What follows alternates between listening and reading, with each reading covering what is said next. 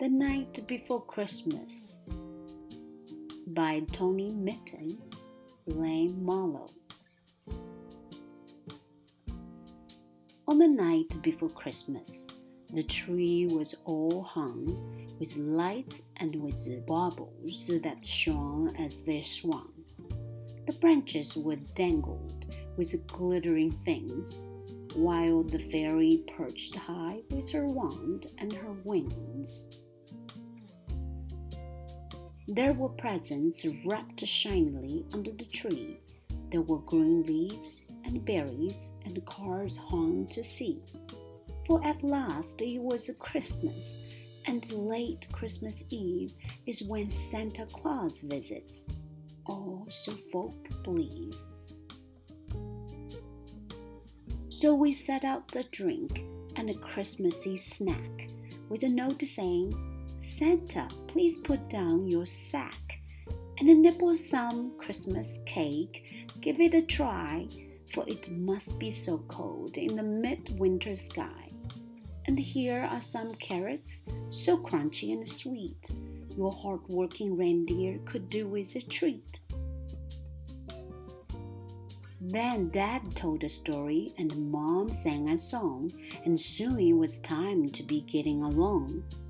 So we hung up our stockings and went to our beds, as the thoughts of our presents swam around in our heads. We lay in our beds as the minutes went by, but all we could do was to wriggle and sigh. To stay up at Christmas just couldn't be right, but in through our window the moon shone so bright.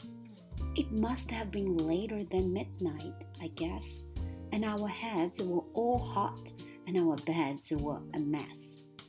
When outside the window, we heard a faint jingle, which made our hearts leap and our skin start to tingle. We crept to the window and stood on the ledge and spied in the sky. An incredible sledge. It was pulled by 8 reindeer. The first had a nose that glowed quite as brightly as any red rose. The sledge had a cargo of sacks piled up high, which the reindeer had cantered across the night sky. And there, as we watched it, the driver leaned out, as both of us struggled to hold back a shout. His suit was bright red, and his beard was white.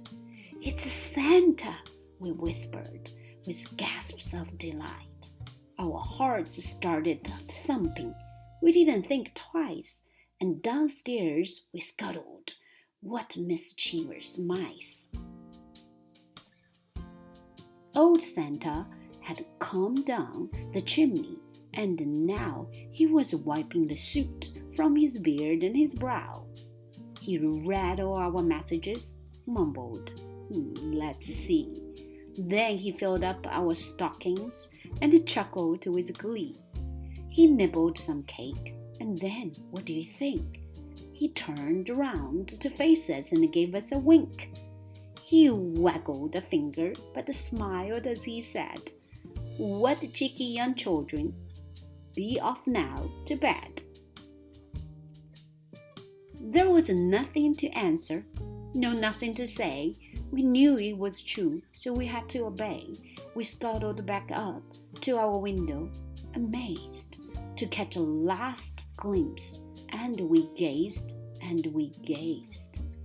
Old Santa was giving his reindeer a munch of the carrots we'd left and some apples to crunch.